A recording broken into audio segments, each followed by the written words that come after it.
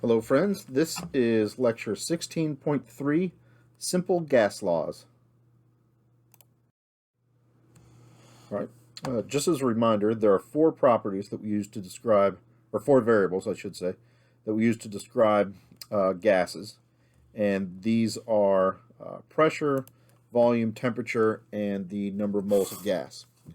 What's important about these is that if we compare the relationship between any pair of these, like pressure and temperature, or pressure and volume, or volume and the number of moles of gas, for any pair, the relationship between the two is either a direct proportionality or an inverse proportionality. That's why we spent the last lecture talking about how to recognize direct and inverse proportionality, and then how to handle those mathematically.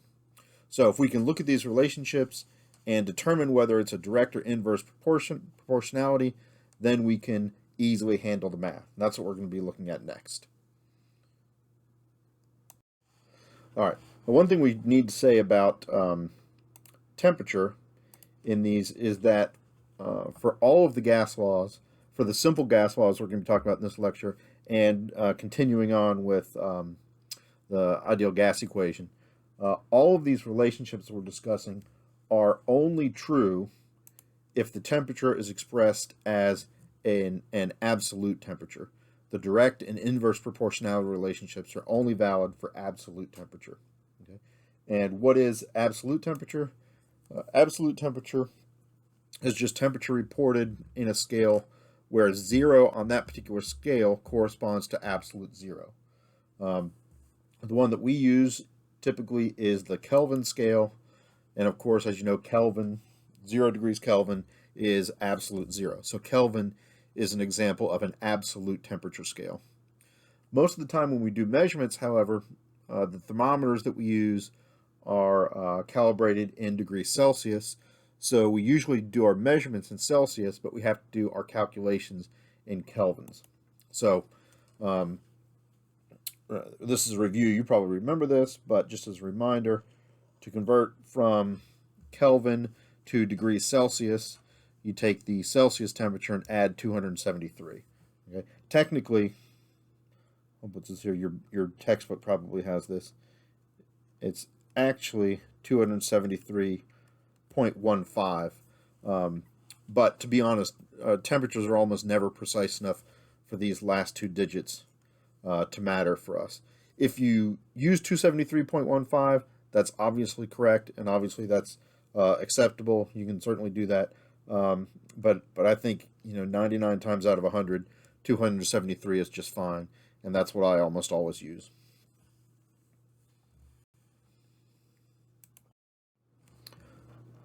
Okay, so there are, as I said, four different variables that describe the state of a gas. The simple gas laws are the laws that describe the relationship between any pair of gas properties: pressure and volume, volume and temperature, temperature and number of moles of gas, so on and so forth. So a relationship between any two of those variables would be classified as one of these simple gas laws. Okay. Let's look at a couple examples.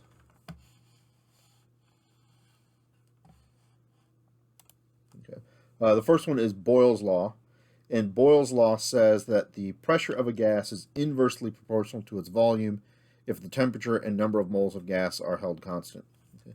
And this little part here is important. Anytime we're looking at the variation of two variables like pressure, pressure and volume, it always has to be true that the other variables are held constant. And in the way I've written Boyle's law in this example, I wrote that out explicitly, and you can see that because Charles' law popped up a little bit prematurely. You can see that's true on this one, on Charles' law as well. Technically, you should always include this statement here at the end if the other two variables are held constant, but people very often leave that off. So if someone is describing Boyle's law, most people would usually just say, Boyle's law says the pressure of a gas is inversely proportional to its volume. Okay. And same thing for Charles's law. Most people would say Charles's law says the volume of a gas is directly proportional to its absolute temperature. Okay, and again, technically, you ought to say that, but a lot of people leave that off. That's typically understood. Okay? In fact, I think I would say anytime we're talking about the 4 different variables, if there's a problem where you have to do some kind of a calculation and it doesn't say anything about temperature, then what that means is that the temperature is not important in that calculation, and usually you can just go ahead and assume that temperature is constant. If a question asks you something about the pressure and the number of moles, but it doesn't say anything about volume, then you can interpret that as meaning the volume is unimportant. And generally that means that the volume is probably a constant. Okay. And then we've got Avogadro's law that says the volume is directly proportional to the number of moles of gas. Okay. There are actually, if you look at those 4 different variables, there are actually, I believe, 10 different combinations that you can do, 10 different ways that you can organize them. So in theory, we could come up with 10 different relationships. These 3 are the most common ones. There are probably about 6 of them that come up fairly regularly. Okay. I don't necessarily want you to memorize these, though. Okay. And I'll tell you why. So people often want to know with these gas laws what they're supposed to memorize. In fact, this is really the whole reason that we spent an entire video on direct proportionality and inverse proportionality. I really don't want you to memorize any of this stuff. I'll start with the names. These 3 laws in particular are really important, and they're important enough that people very often refer to them as Boyle's law, Charles's law, and Avogadro's law. So if you're planning to be in STEM classes for a long time, there's a decent chance that you'll hear those names again. And it would be nice to know when someone mentions Boyle's law that you know what they're talking about. And if someone says something about Charles's law, that you know what they're talking about. So I think those names are a good thing to know, but I'm not going to ask you a question on them. I'm not going to describe a relationship between 2 properties and ask you to tell me whether it's Boyle's law or Charles's law or Avogadro's law. So you don't necessarily need to memorize those names. Okay. The other thing is, all of these relationships, I also hope that you will not need to memorize those. There are statements of the relationships here, and then you can also find, I mentioned this in the last video, a whole bunch of different mathematical equations describing Boyle's law and Charles' law and so on and so forth. I don't necessarily want you to memorize any of those things. What I want you to do is to be able to think about gases, use your intuition, but I'll show you another trick as well, to determine whether a particular relationship is a direct proportionality or an inverse proportionality. And then once you understand whether it is direct proportionality or inverse proportionality, then just use the tools that we learned in the last video if there's any mathematics to be done based on those variables. Okay, we'll look at how that's done in just a minute. Okay, so let's look, for example, at the relationship between pressure and volume. Right, we were just talking about this a minute ago, so you may remember that this is Boyle's law. Okay, but if not, that's all right. If you have a question, mathematical problem that asks you something about the relationship between pressure and volume, just think about a container with a changeable volume and think about what happens to that the gas in that container when you change the pressure. Right. So, for example, you might think about a gas contained in a cylinder with a movable piston, and push down on this. Right. That exerts a pressure on the gas. Right. And what happens if we increase the pressure? Right. If we push harder on the gas, then the gas is going to get smaller. The volume decreases, right? So when you press harder, you're increasing the pressure, and the result is that the volume decreases. So if increasing the pressure decreases the volume, then pressure and volume are inversely proportional. And if pressure and volume are inversely proportional, as we saw in the last video, that means we can write an equation.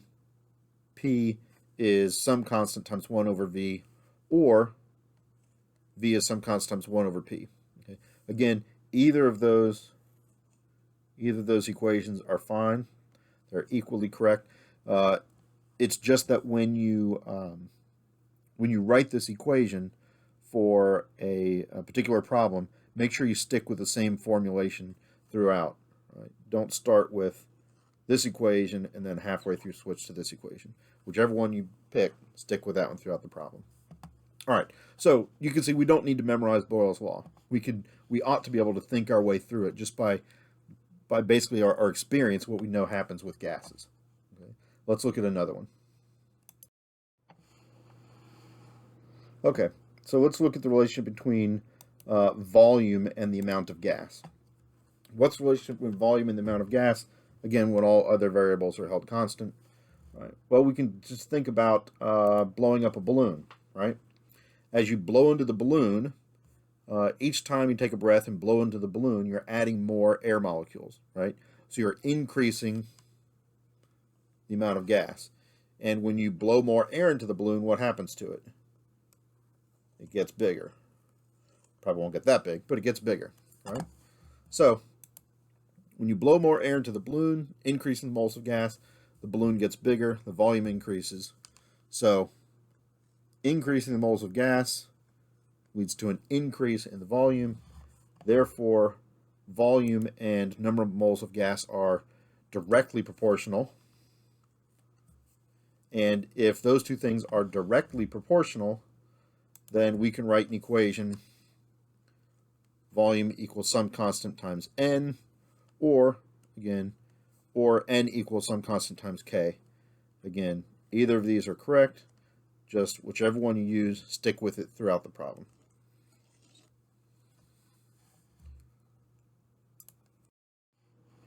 All right. Now, in case you don't trust yourself to work through these problems using your intuition, there's a simple trick you can use. And this equation here, PV equals nRT, is called the ideal gas equation. If you don't already know it, it's a very important equation. You're going to need to memorize it, so you might as well go ahead and start memorizing that right now. Really important equation. We'll use it quite a bit. One of the things you can do with this is it gives you a trick to determining whether things are inversely proportional or directly proportional. Okay? And the way this works is if two variables are on opposite sides, they're directly proportional. So what did we just look at a minute ago? We looked at number of moles of gas and volume. And you can see these two things are on opposite sides. If volume and number of moles of gas are on opposite sides, they're directly proportional. If two things are on the same side, then they are inversely proportional. So the relationship between pressure and volume, Boyle's law, they're on the same side. That tells us that pressure and volume are inversely proportional, right?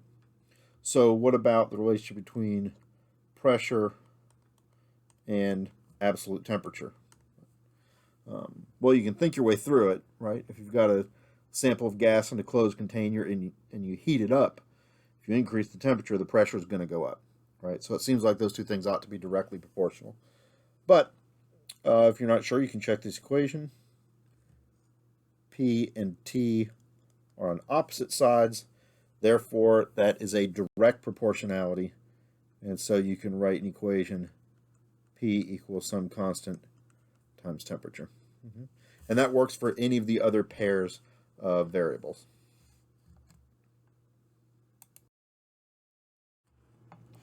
Okay, so let's look at how you can use these ideas to solve mathematical problems relating to pairs of variables. We'll just do, as I said, we could come up with 6 or 8 different combinations probably if we wanted to. We'll just do 2 of them. We'll do one using the two-step method, and we'll do one using isolation of constants. Okay. So here's one with pressure and volume. A cylinder with a movable piston contains a gas with a volume of 425 milliliters and a pressure of 1.25 atmospheres. what will the volume of gas be if the pressure is increased to 4.5 atmospheres? Okay. So this is the kind of situation we're looking at. We've got a gas in a cylinder, and we're going to increase the pressure on this, right? So question they're asking is what the volume is going to be. One of the things we should think about first is our initial volume is 425. Is the volume going to be getting bigger or smaller, right? Well, if we increase the pressure, the volume's got to get smaller. So if we end up with an answer of 300 milliliters, that might be correct. If we end up with an answer of 200 milliliters, that might be correct. But if we get 600 milliliters, we really ought to go back and check our math. All right. So go through the reasoning that we did before. I won't rehash all of it because we've gone through it a couple times. But based on all of our reasoning, we know that pressure and volume are inversely proportional. And if pressure and volume are inversely proportional, then we can write volume is some constant times 1 over the pressure. And when we've got that equation, we can also go through, look at all of our data, and analyze our data to see what corresponds to state 1 and state 2.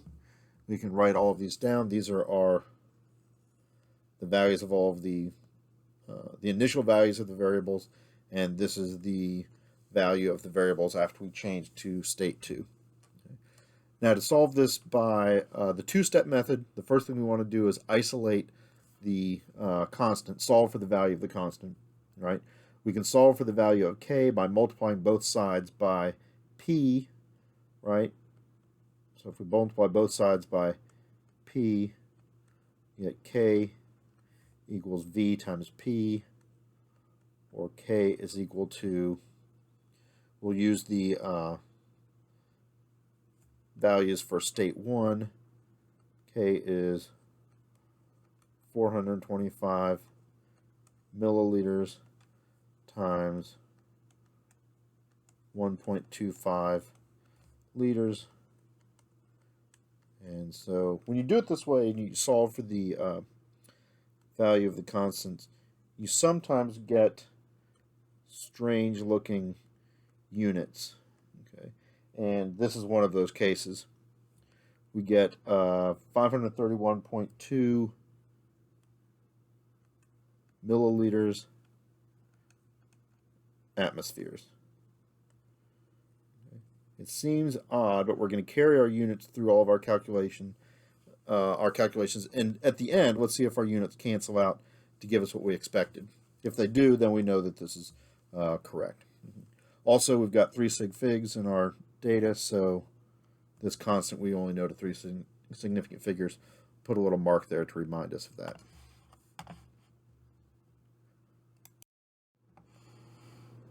All right, so continuing with this is, like we said, this is the two-step process. In the first half, we solve for the value of k, and then the second step, we just take our equation, V2, k, 1 over P2, and put in our variables with the new k that we have, right? This k is a constant, so it's the same value in both cases, and we solve for our new volume. So our volume is going to be 531.2 milliliters atmospheres, like I said, sounds strange, times 1 over 4.50 atmospheres. And when we do that, our atmospheres cancel, and we get milliliters, which is what we expected. That's nice. And if we put all that in our calculator, I got 118.05 milliliters. And round that to 3 significant figures. And our final volume is 118 milliliters.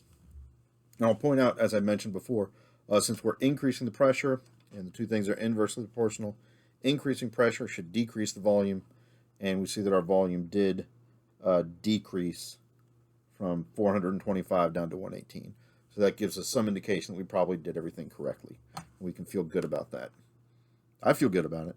I hope you do too. Yay. All right. All right, let's look at another one. We will solve the next one with isolation of constants.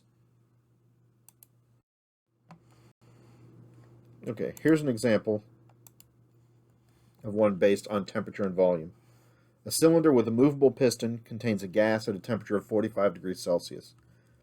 If the volume of the gas is 1.25 liters at 45 degrees Celsius, to what temperature must the gas be heated to cause it to expand to 1.65 liters?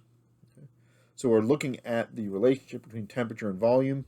You might think about that for a little bit and see if you can work out in your head whether you think that ought to be a direct proportionality or an inverse proportionality. Okay. If you don't want to do that, or if you just want to check yourself, you can try the little ideal gas equation trick. Okay. We're looking at volume and temperature. Look at them here in this equation. Volume and temperature are on opposite sides of the equation. And if they're on opposite sides, then that means that they are directly proportional. So the volume is directly proportional to the temperature, and we can write an equation that looks like this. And remember, this is absolute temperatures. We'll come back to that in just a minute. Once we've got our equation, we can go ahead and identify all of our state 1 variables and our state 2 variables. Write down our equations. Okay. But remember, our temperature, right? This direct proportionality is only valid if we use absolute temperature. Okay. So we can't use this 45 degrees Celsius. Okay. Instead, we need to convert this to kelvins.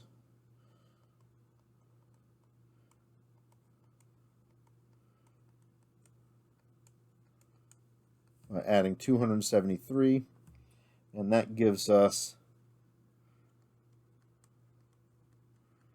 318 K, or 318 kelvins. So our initial temperature, instead of 45 degrees Celsius, our initial temperature should be 318 kelvins. Okay. All right, now we've got all of our state 1 variables, state 2 variables. We've got an equation. Let's go ahead and solve this. What we ultimately are looking for is T2. We want to know what that final temperature is. Let's go ahead and solve this. And like I said, we will use isolation of constants for this one, just to shake things up a bit. Okay. Now remember, for isolation of constants, let's fix this. Don't need to use it right now, but let's just fix it. To do isolation of constants, what we want to do is write both of our equations.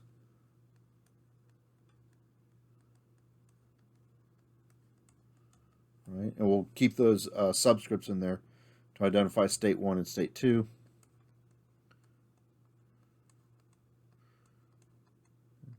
And then we want to rearrange the equation algebraically to get the constants, the constant or constants, in this case just one, all by themselves. So we can isolate the K if we divide both sides by temperature. So for state 1, we get V1 over T1 equals K. And for state 2, V2 over T2 equals K. And since K is a constant, if this first one is equal to K and the second one is equal to K, then the first one and second one must be equal to one another. So now we have a new equation. V1 over T1 is equal to V2 over T2. And this is the equation that we can use to solve for our temperature. So let's go ahead and do that. All right, so we've got our equation. We've got all of our variables over on the left, and we just need to work through this to solve for T2. That's what we don't know is T2. It's a little bit tricky in this case because T2 is in the denominator. A couple of different ways you can do this. I think what I would do is I would start by multiplying both sides by T2, right? And if we multiply the left over here, if we multiply the left by T2, then we get T2 times V1 over T1. And on the right, if we multiply by T2, then the T2's just cancel. Right? So that gives us T2 V1 over T1 equals V2. And then to get rid of the V1 and the T1, we just multiply both sides by T1 over V1. Multiply both sides, that is, by the reciprocal of that. And if we do that on the left, we get T2 by itself. And on the right, we get V2 times T1 over V1. There are a couple other ways you could have handled that. But whatever you do, you ought to end up with T2 equals V2 times T1 over V1. All right. And now we can just put our values in there. Before we do this, let's ask ourselves what we expect, right? The temperature and volume are directly proportional, right? And the volume is increasing, so the temperature ought to increase, right? So we're at 45 degrees Celsius. It ought to go up to 80 or 90 or 100, something like that, right? Temperature ought to go up. If it doesn't, then we've made a math mistake. All right, so temperature is V2, 1.65 liters, times T1, 318 kelvins, divided by V1, 1.25 liters. Okay. As always, we want to check our units. Our liters cancel, we get Kelvin. That's good. And when I ran the math, I got 419.76 Kelvin. Since the data given to us are all in 3 significant figures, then we ought to round this to 420 Kelvin. You can put a dot there if you want to indicate 3 significant figures. And 420 Kelvin is perfectly fine for the way this question was asked. Typically, if the data is given to you, if the data are given to you initially in Celsius, then it would be common practice to convert back into Celsius. You don't have to. 420 Kelvin is correct as long as the question doesn't specifically ask you to convert back to Celsius. But if you want, you convert it back to Celsius by subtracting 273, and if you do that, that gives you 147 degrees Celsius. Slightly bigger increase than I expected, but the temperature did go up. That was what we wanted to make sure of.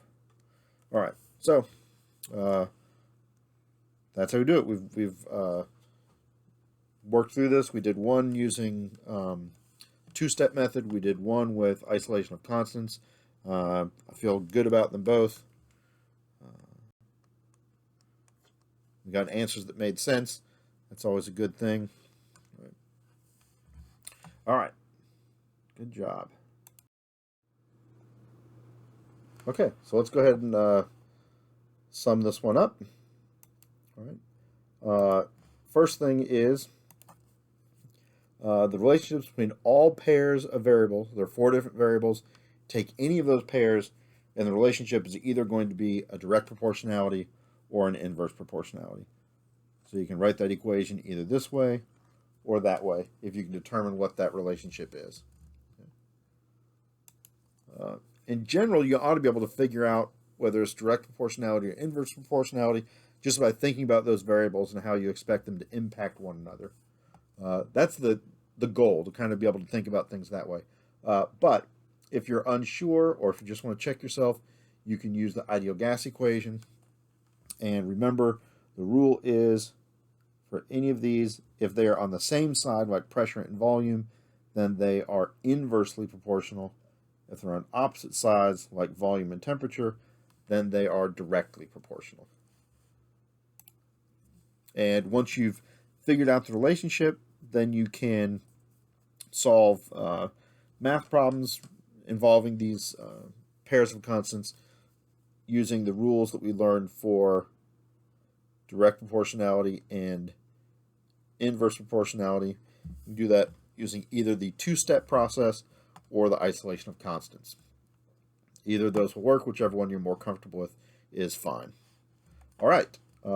Nice. Now we're ready to go next into the ideal gas equation. And that's when things will get a little bit more fun, a little bit more interesting, throwing all four variables in at once. All right, we can look forward to that. In the meantime, practice the simple gas law questions. There are quite a few of them, I think, in the textbook and in the study guide. So give those a shot.